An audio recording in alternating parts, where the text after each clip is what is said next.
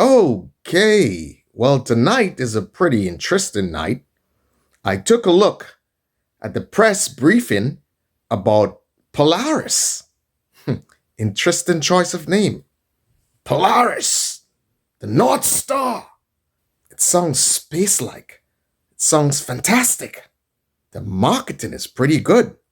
The name is very important. So, whoever put this together, and I doubt that this emanated from the Grenadian government or the people currently serving in the Grenadian government. But let me tell you what I think about this. I had to make some notes when I was looking at this. I mean, it's so serious. And I see through it so well that I felt compelled to warn the Grenadian people on this. So, this Polaris is what I call an Eiffel Tower for sale scheme. It's the Eiffel Tower for sale scheme. Okay? It is so fantastic. It is so bloated that when it is finished, the proponents of this will be filthy rich. Wherever it stops, wherever it ends, one thing is clear, that the people who are promoting this will be filthy rich. It is a Ponzi scheme of sorts. And you know who is pumping the money in? The Grenadian government and the Grenadian taxpayer. That's who's pumping the money in to that Ponzi scheme of sorts. Okay?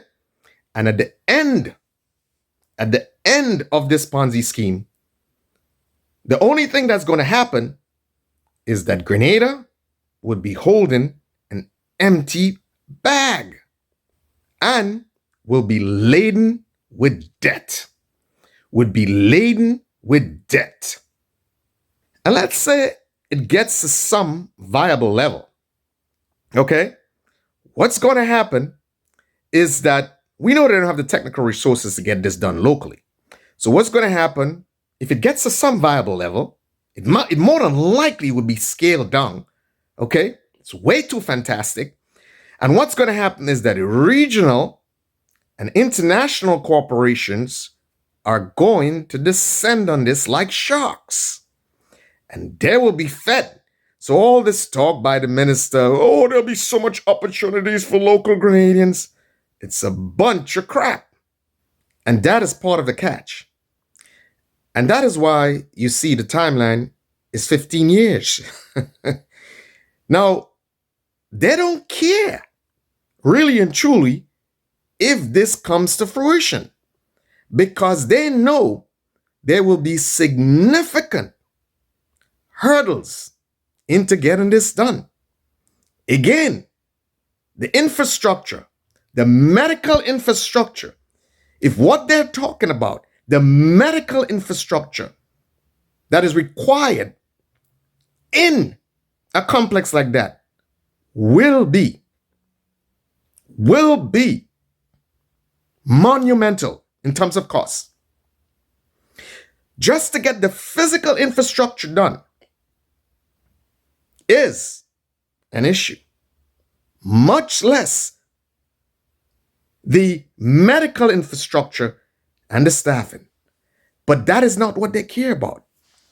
They don't care about this being finished or this being some real, legitimate, rational plan. That's not the case. There is a greater plan among themselves for this Polaris. And of course, when the international regional corporation descend on this in the planning stage, guess what's going to happen? The sellers, the proponents of this, will get their commission on the sale. That is where the money is made for these pocket fillers. That is where the money is made for these pocket fillers.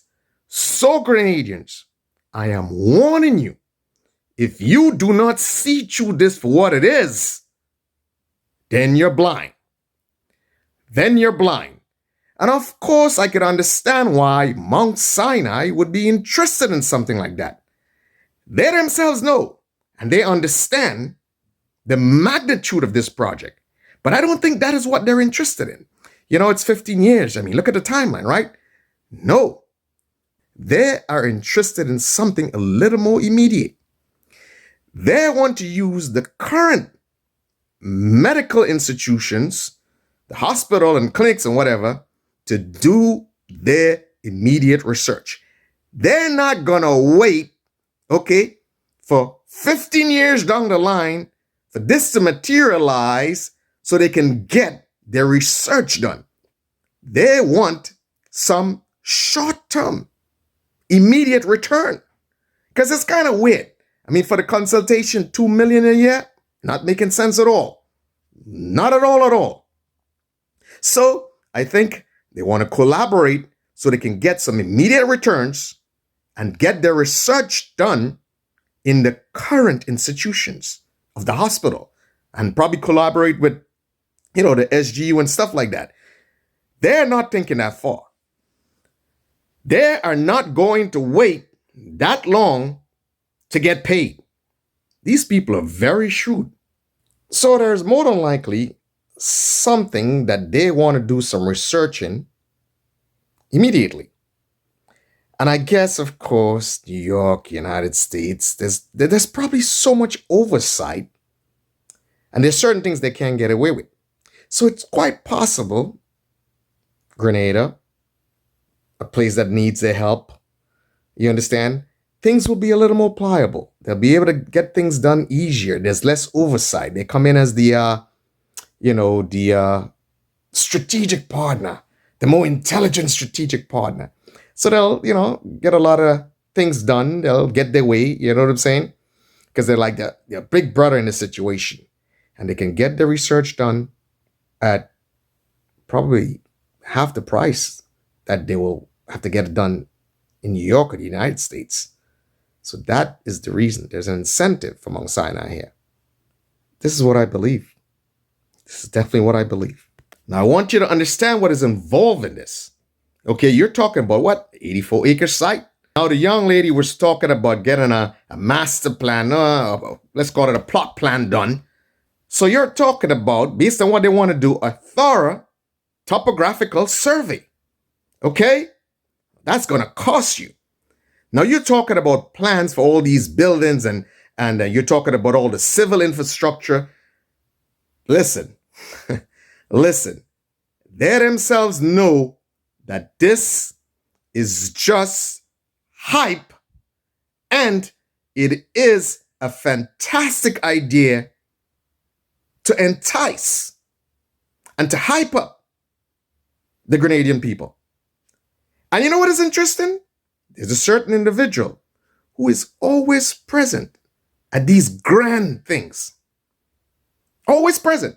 Interestingly enough, that individual wasn't present. He himself knows how fantastic this thing is. So he's like, you know what? I don't want to be associated with that really. I want to, look at the immediate money. I want to be associated with things where there's immediate money to be made. So I'm going to hand this off to the young lady. Let she take care of it. She's going to make her bread, coordinated all of this, and she's going to make her bread for the next couple of years in the planning stages. In the planning stages. Listen, let me tell you something, Grenadians. Ask yourself a simple question. Why aren't these people taking some of the CBI money, billions that they made, and investing it in the current institutions? Okay? There is immediate need for improvement of medical services. Why don't you invest some of that CBI money in the current institutions, in the current infrastructure? No one is saying if you have a plan for some sort of futuristic complex, why aren't we taking care of what is now what is now in place, so that the people who need these services immediately can be taken care of.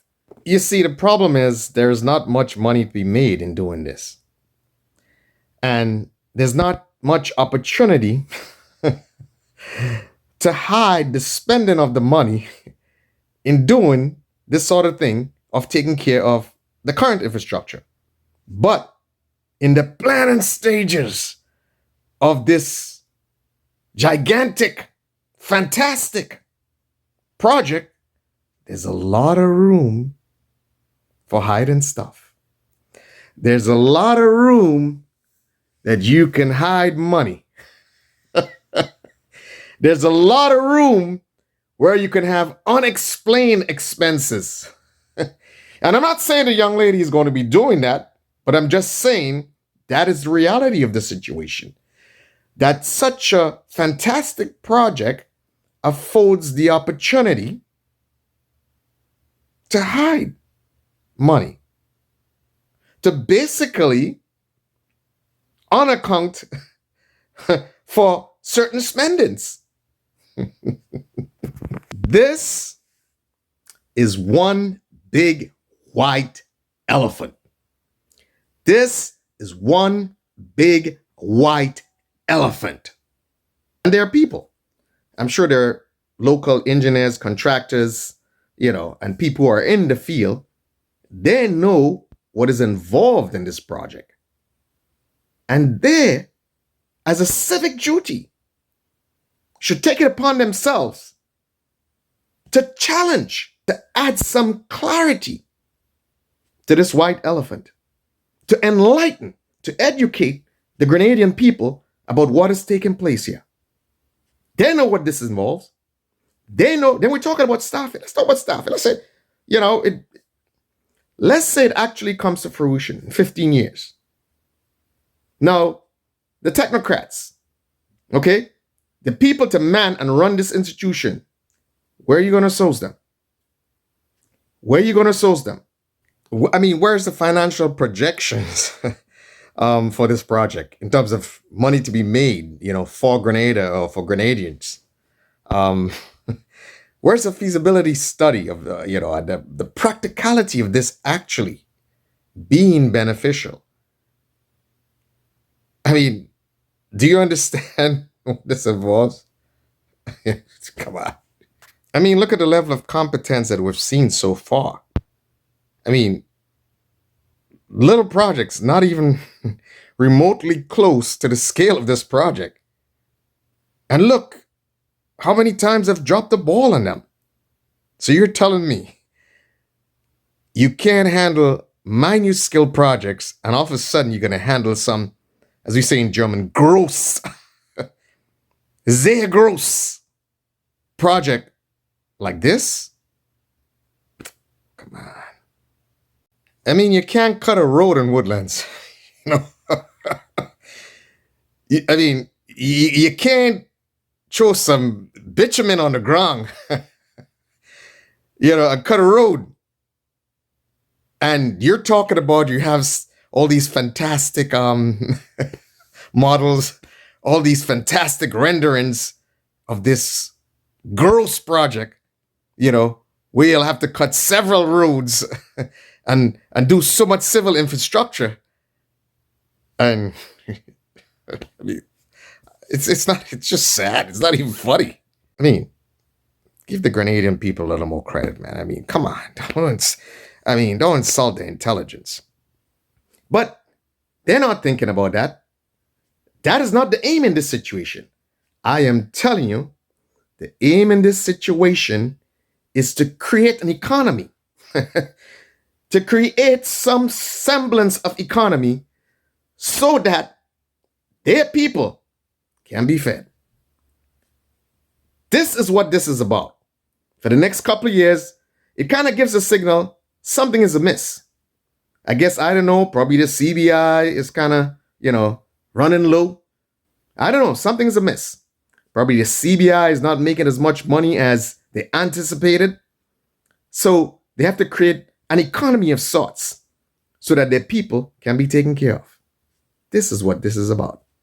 This is not about Grenada and Grenadians. This is what this is about for the next 2 to 3 years, or the next 2 years until election is called. So, open your eyes, Grenadian people, and you will see what this is all about. Do not be hoodwinked. Do not be caught. Do not be fooled. Do not be bamboozled by all of this.